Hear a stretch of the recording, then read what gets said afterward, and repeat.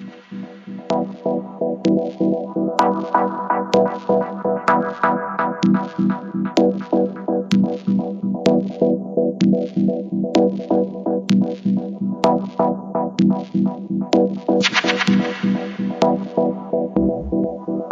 everyone. You're listening to The Blockchain Socialist. I'm your host, and I'm here with a special guest. Her name is Annaliese Milano. She's a PhD student at the LSE under David Graeber and an occasional CoinDesk contributor. Hi, Annaliese. How you doing? I'm well, thanks. How are you? Thanks for having me on. I'm good. To give a little bit of maybe like the story is that I found you whenever you were giving an interview on a panel to people like Brett Scott and Jonathan Harris, who are my two actually latest guests. And I thought you'd be a really interesting person to have on due to some of the interesting research that you're doing. So I know you're doing a lot of stuff around public goods and related to the blockchain industry. So I was curious to hear if you can explain a bit about the research that you're doing and that you're working on at the moment. Thanks. Yeah. So my initial proposed research, and of course, I'm an anthropologist, and when you sort of start writing your proposed research, it inevitably changes once you actually get to the field to do field work. So I'm sort of dealing with that at the moment. But my initial proposed research aimed to explore blockchain technology and cryptocurrencies as public things. And by that, I mean things like public parks or public phone booths and things like that. So these goods that are accessible to the public that everybody in theory has access to, although that's distributed differentially. And this is different from the traditional economic definition. My research essentially wants to look at blockchain and cryptocurrencies as public things that are being employed in the service of a new public good. And so it's a bit confusing because public things and public good, so there's a difference there. Public good is sort of the ideas about what's right for society, kind of our goals for society and ideals and sort of ethics there. So with that, my research sought to look at blockchains as things that might be public goods that people are trying to use to repossess privately operated and government-controlled economic infrastructures. And by that, I mean things like money and banking. And so they're doing it through sort of technological means like coding, et cetera, et cetera. And so would things like that also include like the internet? Sure. Yes, definitely. And so I'm particularly interested in why money is such a big deal for this community and why it's so central to their vision of the public good, and what kind of examination of what an examination of that can kind of reveal about people's different aims and ideas about what is worthwhile and what is good for society. When I think about the public good and like blockchain world, I sort of think how in the beginning of sort of the evolution of blockchain and mainly in Bitcoin, it was sort of like there's mostly sort of like a rejection of public goods, I think, or public things. It tends to be dominated by people who are very right-wing libertarian. And so they're generally more individualistic types of political thinkers. But then as sort of the space has evolved, I think there's been this sort of acknowledgement that it having this super individualized system actually doesn't work for a long-term success in terms of having like funds for like progressing the general technology. So, I mean, I've read a few articles about how Ethereum is sort of like a public good, although it's funded through voluntary donations. So, I mean, does a blockchain like that, does that fit under your conception of public goods or public things, as you say? Sure. I think, and to go back to what you sort of said initially, I'd just like to put in that I kind of disagree with you there. I think that there is a definite libertarian sort of right-wing tilt to the industry at times, but I think there are also people from the other side as well. Yeah. But I think that despite sort of these people's interest in private property and things like that, Bitcoin was really a project that came out of free and open source software, which is sort of fundamentally open and fundamentally collaborative. And so I think, in my view, that sort of software gets treated as a public thing. And so the contributions are public. It's something that everybody shares and works on and contributes to. And so for me, Ethereum, I would certainly consider it a public good, but not really because of the donations that people fund it with, but because it is an open source software project. Mm-hmm. Well, if it's an open source software, could that be, does it still matter then if, for example, I mean, I know that one of the issues in like open source software is the fact that there's a lot of corporate presence in open source software, and a lot of times big companies tend to use it for, their own profit making sort of ventures. It's still considered a public good, I guess, no matter who is using it and what they're using it for? I would say so. And I think that it is, I mean, that's one of the things that I think is really interesting in the industry, is to look at how corporations are extracting value from these infrastructures. You have things like Quorum, which were built on JP Morgan's blockchain, which is essentially just built on a copy of Ethereum. And that was, of course, like free for them because they just copied the software and made it their own thing, made some adjustments to them. And that's not uncommon for these corporations to just use bits and pieces of open source software. So I think it's an extractive practice, but nonetheless, I still think that these blockchains would be considered public goods. Yeah. There's like the thought of like something that is a public good doesn't necessarily mean that it's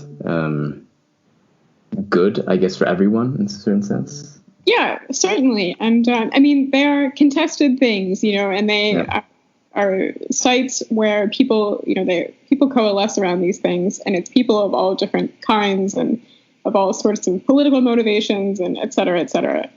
So there's nothing inherent to them that makes them good per se. They can certainly they can have negative effects. Yeah. It's confusing when you call it a good. Yeah, certainly. Which is why I like public things a little bit better, especially when you're talking about in tandem with an idea of public good. What is good for the public? Yeah. We have Ethereum, right? They have a sort of like this Ethereum, the EIP process where they like give new proposals. There is like the Bitcoin community that has their own process for making new, additions to the network or changing things a little bit, block sizes and such. But then you have some platforms that are a little bit more advanced, that have like more intense sort of governance mechanisms, things like Lisk or Decred or Dash, where I know they have this sort of system where instead of all of the transaction fees going to the miners solely, they have like a portion of that going to this shared pool of funds that gets given out to different developers for them to work on things and have them get paid, from what I understand.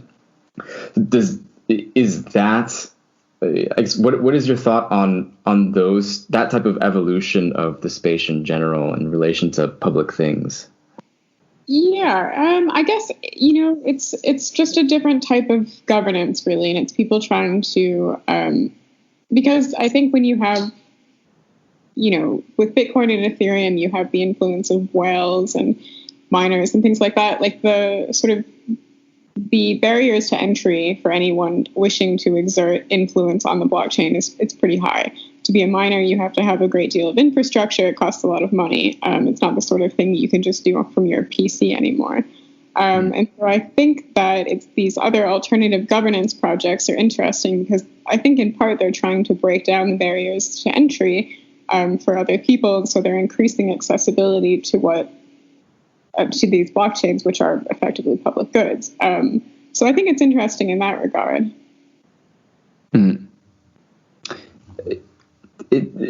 I guess like for me, I guess it sort of looks like, because before, I mentioned that Bitcoin is sort of, there's a lot of right-wing libertarians, and I mean that that's sort of like in their, it seems to be in their sort of like internal sort of political views. Some of them, of course, not all. They have, it's like they don't necessarily practice what they preach, I feel like sometimes. But there's this sort of like understanding that the general community needs to come together and work towards some sort of goal. And I figured that this sort of thing of like a more advanced governance mechanism is sort of like a rediscovery in a way of just how to manage things better, I guess, at least public goods and things that are in common, rather than having something like with Bitcoin, where at the moment it really feels like if you want to have any sort of power in that network, you have to have a lot of resources. And that's sort of, it seems to me like the realization of the downsides of sort of limitless access to a public good in a way. So I don't know if you agree with that or... Sorry, what would be the limitless downside to the access in public good? Like the downside to limitless access, because really just those with a lot of resources will really be able to exert, they will have much more influence over the overall network than your average person. So it's sort of like these advanced governance mechanisms are the recognition of that a little bit, which is why it sort of makes it more accessible to be a part of that governance structure by having these like slightly more complex mechanisms. Yeah, definitely. I think so. Like I said, I think they're very much about breaking down barriers to entry. But they're also more, I mean, a lot of them, if you look at something like EOS when it launched, which does the delegated proof of, I don't know if it still does, but they had a delegated proof of stake system, and there was a lot of rhetoric about democracy and things like that, which is really interesting. And it is, it's set in contrast to the rhetoric around Bitcoin, I think. And so you have people trying to create governance systems with constitutions and things like that. And really, I think the interesting thing there is these people have sort of tried to kind of, a lot of the governance is happening off chain in that situation. It's not necessarily as built into the protocol, which is an interesting thing with blockchains because they're all about trusting the protocol. There's some technical limitations that they're still discovering. Right. And how do you really program a democracy, So these projects, these blockchain projects that are sort of working around the area of public goods, do you see them as being largely attempts at privatization of current public goods that we've sort of, I think we can say has been happening for the past few decades under neoliberal economic policy, or is this really something completely different? No, I think this is different. I don't really think it's about privatization. I think it's actually about the opposite. I think that people are really frustrated that the government and or private corporations control things like money and banking. And I think people find this immensely frustrating. And so I think that they are trying to recapture those things and redirect kind of different, flows of capital and make them more accessible to everyday people, and also to make the decision-making around those things more accessible to everyday people. Obviously, there's a great deal of unease with quantitative easing in the industry, and that's something I think that reflects the fact that people are very frustrated that they're not able to vote for central bankers and things like that and have direct input into those processes. And so I think that's why there's such a strong backlash to that in the industry, and you find people coalescing around Bitcoin who are very fixed on the idea that it has a fixed supply of money and things like that. So I think it's fundamentally about recapturing things that are privately controlled, bringing them back into public control. Obviously, access to controlling those things is differentially distributed. If you're not a programmer, it's going to be hard for you to exert influence on these things, undoubtedly. But at the end of the day, I think it's about recapturing private things, making them public. Yeah, it's... I would agree. I think, I've said this before, but that blockchain isn't really a neoliberal project, although there are neoliberal strains to it. But I think by and large, the overall community is actually very frustrated with neoliberalism, or at least what I would call as neoliberalism in general. Yeah.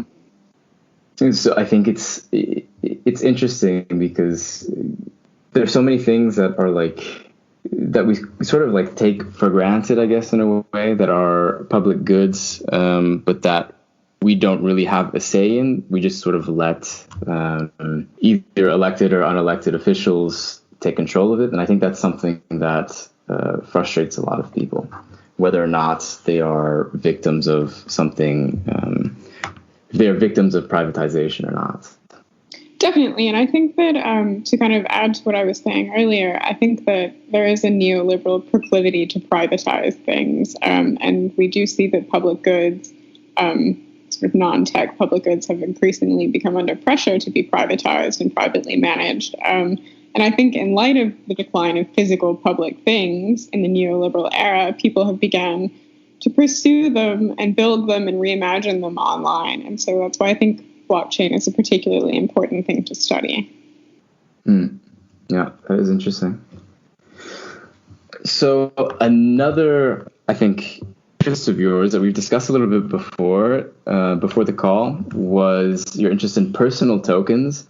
So I think it's also a really interesting and slightly like frightening type of thing that's going on in the blockchain space, where people are wanting to tokenize themselves in certain ways, and they want to create a market of people trading tokens that represent them in some sort of way. That, like, I've read that personal tokens sometimes can you can use it to pay like for an hour of your time. I've seen people do so. It's common. Or not, I don't know if it's not really common, but it's something that's being pushed for like influencers and such.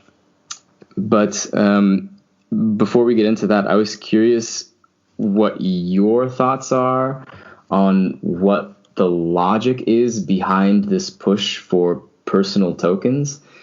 I mean, keep knowing that, like, I think we largely agree that there isn't really blockchain isn't a neoliberal project, and sort of, I think a lot of times people associate neoliberalism with sort of like just a continuation of individualism, or like a atomization of like the self, rather than like thinking of oneself as part of a collective.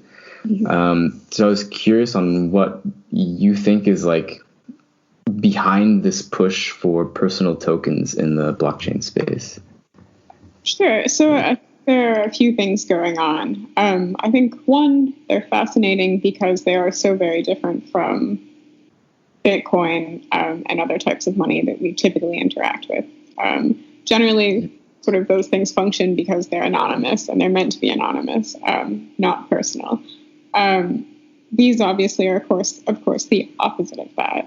And so I think in terms of why they're emerging, I think you can kind of look at it from two perspectives. One, you can say this is a neoliberal thing, sure, and really it's an extension of financialization, potentially, where we're literally trying to financialize ourselves. Tokenizing yourself is like a very peculiar thing to do. The kind of idea of selfhood that you're dealing with there is potentially very strange. And yeah. I think I kind of mentioned to you when we were corresponding that I think that in some ways these things have emerged because of precarious situations. The people who you're seeing are being targeted by businesses that are starting personal tokens are in part influencers. And this is one group that has to deal with big corporations, the platforms that they run, and are sort of subject to the whims of those platforms, the so-called value that they create on their platforms. It's not really their own. So people argue that they're being exploited. So those people find personal tokens particularly appealing because they're, able to capture the value that they're creating, but they're doing it in weird ways. they're using their tokens to reward their fans for liking things and sharing things, and they might give you a shout out in their newsletter. So it's the sorts of relationships that this is creating. They're kind of bizarre. And someone who has a personal token startup said to me that you should be able to own the relationships with your fan. And I said, fans. And I sort of said, how could you possibly own a relationship? I think that's kind of a complete misunderstanding of relationships between people and also property, because property, of course, people think about it as, this thing, I own this thing, that's the end of it. But really, property is a relationship between people where we agree this thing is mine, and we agree that you're not going to do X, Y, and Z with it, but we might agree that it's okay for the law to do X, Y, and Z with it. So this is fundamentally like a social contract issue. So thinking about relationships as a thing to be owned is it just doesn't work, I think.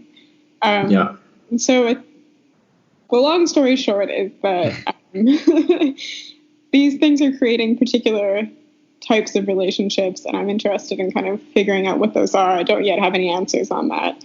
But it's possible that these are just an extension of financialization. The second story is kind of one that comes from the anthropologist Keith Hart, who predicted all the way back in 2000. He wrote this great book called Money in an Unequal World, which is phenomenal, and I'd highly recommend it. But he predicted that some form of personal money would emerge due to the communications revolution. And he argues that money's chief function is to remember things and to remember interactions between people. And he sort of argued that one day this money would emerge. It would be different from, money, anonymous money, and people would sort of express themselves through these personal tokens. And so it would be kind of an invention through which people would seek to measure the consequences of their actions. And so you can argue that that's potentially what's going on here. People are creating their own currencies to keep track of relationships and to initiate different sorts of relationships than they're getting kind of in the blockchain world with Bitcoin and things like that. By like new relationships, I mean, it really feels more like, that's sort of like is that different from like a financial relationship where like I owe some money to someone else, or like, I imagine it's different than that. Yeah. So I think basically, so his idea was that these new forms of money would emerge as a type of personal credit, where you would sort of say, okay, it's like an IOU. So sure, I give you my token. I tell you that it's redeemable for some of my time. You have to trust that I'm going to honor that. Sort of thing. Does that answer your question? Yeah, to me, the really crazy thing is that, like you say, it's just like this huge financial push to almost financialize everything to the point of like human to human relationships. And it's just very bizarre how you can think that you can own a relationship with someone else. It, like, to me, that there's almost like a hint of slavery in that almost. I'm kind of scared to say that, but I did watch a video recently where someone sort of said, who's involved in personal tokens and has their own, and has sort of said, well, some people are worried that these will just turn into a mechanism for indentured servitude. And I think, oh my God. So I think that, another really strange thing that people are able to do with these things is speculate on them. One particular company that I sort of interviewed creates tokens, and you're encouraged to speculate on them. And you're effectively speculating on someone's worth. And so if you think that they're worth more than their market price, you'll speculate. And they want them to signal to the community that there's someone worth investing in. And so it's all, you're literally turning yourself into a financial product. It's very weird. But I'm hopeful that, there is some potential for the second interpretation, which is like the Keith Hart version of what could possibly happen with these things. I hope that there's some room for that to potentially take off, but I think that might be hopeful. What happens if someone, if they like, I don't know, break their leg, does that mean that their market value goes down? Like the token, I guess, is like their ownership of like someone's income in a sense. It depends upon what you decide to do with the tokens, and ultimately, I guess that's generally up to you. These companies that sort of will launch them for you don't necessarily specify what you can and cannot do with them. I guess they just don't want you to make them securities. That's the big thing that they don't want. They don't. Yeah, they don't want it regulated. No, so they don't want a visit from the SEC. But it's ultimately up to you whether you use it as sort of what someone has called like a freelance token, where it's one token equals an hour of your work. You buy the tokens up front. The person gets paid up front, and you hope that they will honor their promise to work for you at some later date. Or you could use them to tokenize your contract, or a contract, like Spencer Dinwiddie, who was a basketball player, did. That's slightly different. So, I mean, there's any number of things that you can do with these things. Mm-hmm. I mean, is there any other sort of like historical precedence to something like this? Sure. I mean, I think that there were incredibly complex credit relations prior to, I mean, in the last several hundred years. There, sort of banks would issue promissory notes and things like that, and then you could take those and buy things with them. And that wasn't like a state-sanctioned form of money. So there have been all sorts of different types of money over the years. And so I do think there is some historical precedent for this, particularly when you look into the history of credit. Yeah, but I imagine not as like so individualized. Yeah, I mean, I don't think that I imagine that there's not a lot of precedent for someone sort of assigning a token to an hour of their time. I think that's probably a newer phenomenon. Yeah. Based on what you've been researching on this, do you see any potential dangers of this commodification of yourself in an even more extreme digital way than a lot of like gig work platforms already function? Or are there any like big benefits you can see to this? Because I imagine there are plenty of people who argue, that this is actually a very good thing, and that actually, this makes you own your time and your labor more, for example. Sure. For me, financialization, I think, if that's sort of the interpretation that we're working with these tokens, tends to be a bad thing. And I mean, I think people who like these tokens will argue that they give people more autonomy over their time. It's easier for them to work on a number of different like open source projects, for example, because they're not tied to a particular company. They can divide their time as they like. But I do think that it's a problem when you start speculating on human beings. I mean, this sort of thing was kind of made illegal a long time ago. Like insurance was initially a thing that sort of started out like this. People would speculate on each other's lives. And so that was practice. So I think there's all sorts of potential for things to go wrong. However, people who are in favor of these things also argue that if you were able to strike up some form of personal credit, you might be able to insulate yourself from, for example, someone said to me, like a failing economy. They literally said just because your government is failing and your currency is worth nothing, that shouldn't have any bearing on you. And creating your own economy, which is what he called it, a personal economy with a personal token, might be a way to insulate yourself from a failing economy. And I think that's fascinating, too, the concept of a personal economy, as if you could sort of ever exist in isolation from other people. Yeah, it's kind of a paradox, no? Yeah. Yeah. My foot and my hand are trading derivatives on my liver right now. Right.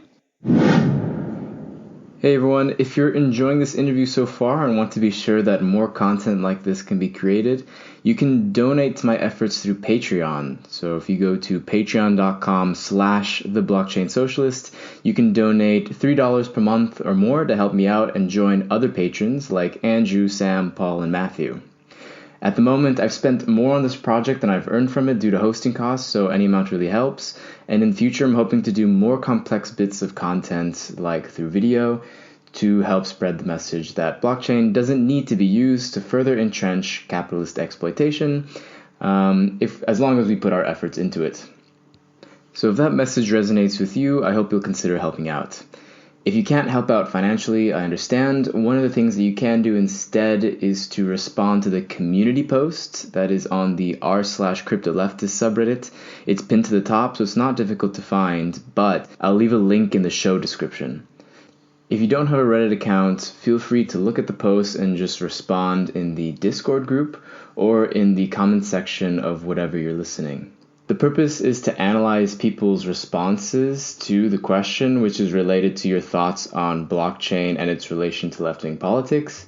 And then what we'll do is create an infographic and share that with the rest of the community once we have enough responses and we've done the analysis. So that's it from me, and here's the rest of the interview with Annaliese Milano. Is there something to say, because I've heard of this concept before about like tokenizing, for example, a band or something, or the same thing could be done with influencers, I guess, to like raise money for themselves. And so is there anything to say around using these type of tokens for circumventing some sort of middleman? So, I mean, in the case of, music record producers, or you could say the same thing for VCs, for other types of projects. I mean, do you see this as, beneficial in that type of way? I think it potentially could be, but the question there is, like, at what point does that just become another initial coin offering? I have heard people argue that you can kind of invest in the future of a band or an artist in a very direct sort of way if you buy their token, as opposed to just buying their album or something like that, or a piece of their work. And you can do it early on in their careers and potentially get a return for that. But it's a way for you to, someone literally said to me, to invest in their future. So in some ways, I suppose that could be good. Obviously, it's hard sometimes for artists and for musicians to bootstrap support and things like that, and to get the funding that they need to sort of start out. But again, I think it just becomes a question of, at what point does that sort of just kind of turn into another form of an initial coin offering, and what are the consequences of that? No. It seems to me more like the structure itself isn't really any different. It's just like who is funding you is slightly different, but the relationship is somewhat the same. I mean, it's still like maybe a slightly less extractive relationship, but still a sort of extractive relationship, it seems. Sure. I guess, potentially investing in, you like someone's artwork, so you say you want to support their career and you buy their token, is a different thing from a tech project saying that they're going to build this great form of technology that they've not yet built, and would you like to invest in it directly? Yeah. What they should do instead is give to their Patreon. But I think it's like, they're thinking that it's an alternative to Patreon. Yeah. Like exactly. Yeah. Trying to disintermediate those sorts of sure. Yeah. help people out. Well, that's true. I think there are benefits to Patreon, of course. I can't hate on it.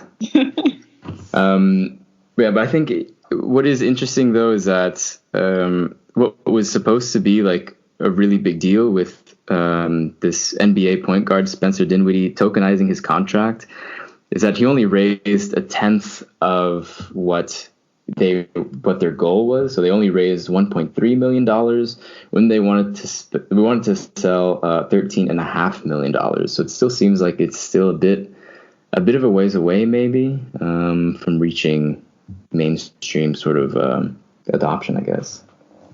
Yeah, and I think it's unclear to people what the risks are still. Yeah, I mean, it's if I buy this contract into this NBA player and he gets injured, what happens then? Of course, what happens if, XYZ happens? It's still, no idea how you would calculate the risk on that. Right, because you're ultimately investing in people, and how do you really calculate those sorts of risks? Because people are unpredictable, and unpredictable things happen to people, and they're not corn. You can sort of potentially reasonably calculate this with corn and what might happen to the crop in any given year, but people, it's a bit harder to do that with people. Yeah. And are there any other like really weird examples of personal tokens you've seen as well? I think, well, yes, actually, there's a guy who has decided that he would like his token investors to make life decisions for him. Oh my God. Okay. And I guess, yeah, so, where he should move to, what he should wear on a given day, potentially, sort of all sorts of different questions.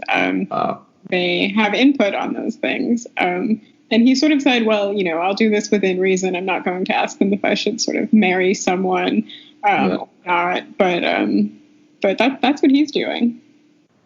Wow. And this is not like an art project. This is like, this is how he plans to make money from. And I think he had said that he'd like to potentially turn that idea into a startup somehow. So I have no idea how that would work, but I think that's by far the strangest case that I've heard of yet. Wow.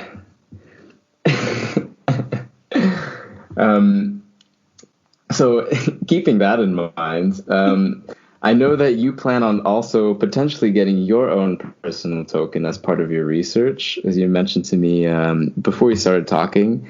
And so I was curious what type of experiments you were thinking about playing around with your own personal token. Sure. Yes. So my personal token is about to launch, courtesy of Roll, which is a company that issues them. And so in anthropology, our primary method is participant observation. And so I wanted to experience this in a very direct way and sort of work out what kinds of relationships are coming out of these tokens. How are people using them? What are the kind of goals for these tokens? And how do people think that what are the tactics that people use to kind of get what they want out of them? And so, yes, so I will have my own personal token. And I'm still not 100% sure how I will use it. I think that I will try to use it as a form of personal credit and see kind of where that takes me. And if anybody, because you don't know if anybody will even be interested in buying your token, Right. So it's a little bit nerve-wracking. It's the sort of thing I think I have to advertise on Twitter, which is something that I'm kind of mortified about. So we won't be able to invest on who you will marry or something like that? No, I think I'll leave that. No? Okay. I'll leave those decisions to myself for the time being. But I mean, I think I mentioned to you that I think one interesting way to think about tokens is potentially by looking at, there's an essay by this guy called Marcel Mauss. It's called The Gift. And he was kind of an early anthropologist. He was actually, I think, the nephew of Durkheim. So quite early on. And he wrote about gift exchange. And his sort of idea about gift exchange was that it's something that creates sort of ongoing relationships between people. And the idea there is they do that because they ultimately contain something of the giver. There's a little bit of yourself in every gift you give. And it is that which compels the person who's received the gift to reciprocate. And so I think it's an interesting question with personal tokens of kind of, well, what happens when you give someone your token? Do they reciprocate in any way? And can they be thought of as gifts in any sort of way? I have no idea. It's something that I'm interested in kind of in looking at. But I think it's potentially an interesting avenue to kind of take things down. Whether it will be fruitful remains to be seen. Yeah, I think that's true. I mean, if you give your friends some of your own personal token, and will they feel compelled to make their own personal token to give to you or something? Or but at the same time, you've had these. I don't know if you know what like an airdrop is, where a new cryptocurrency project just like randomly sort of or under certain limitations, give a small amount of their token to random people. I get those every once in a while, and sometimes you receive them, you're just like, what the heck is this? And then I think it's meant to just like spur people to find out what that is, and then maybe they'll buy more, or like, they give it to them on an exchange or something, and they have such a small amount that they need to buy more in order to move it. So it just makes the exchange money. But I think this sort of personal gift thing is much different, and like I'm very curious to see how that ends up. Yeah, and I think it's a question of like, do people really perceive that these tokens are personal enough such that they really do contain something of you that would compel them to reciprocate?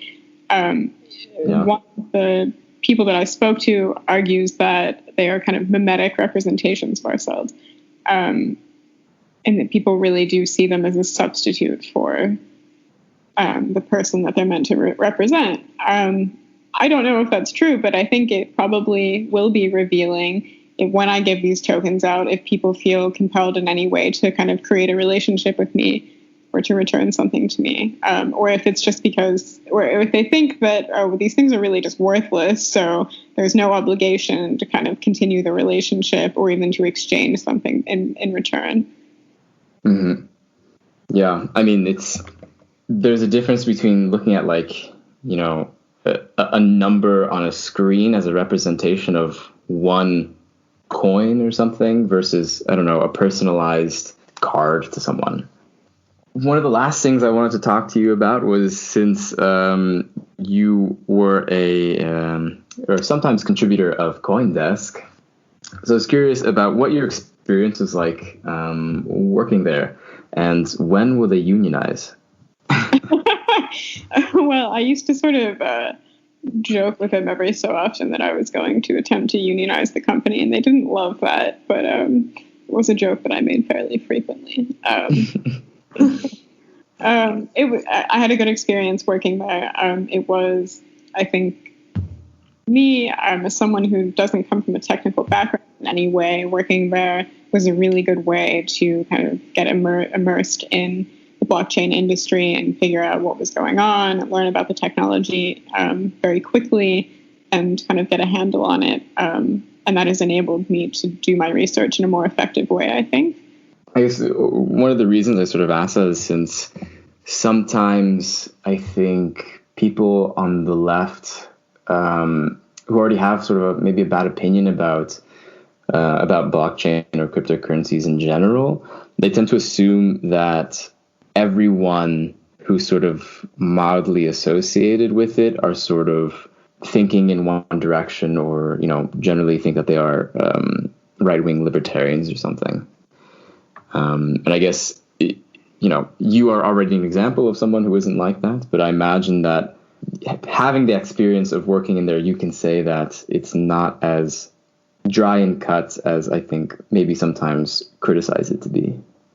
Sure, and I think that there's a lot of room for other political interventions in the blockchain and other types of political action around the blockchain. It doesn't have to just be right-wing libertarian people all the time. I think it's unfortunate that it hasn't attracted more leftists and Marxists and leftists of all creeds. I think there's a lot of potential for it to do some good.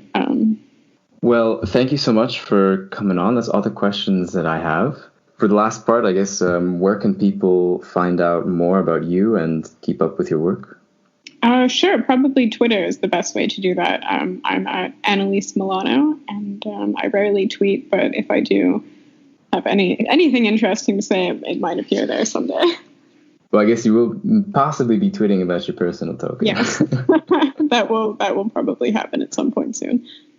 All right, it's cool. Well, thanks a lot for coming on. Thank you.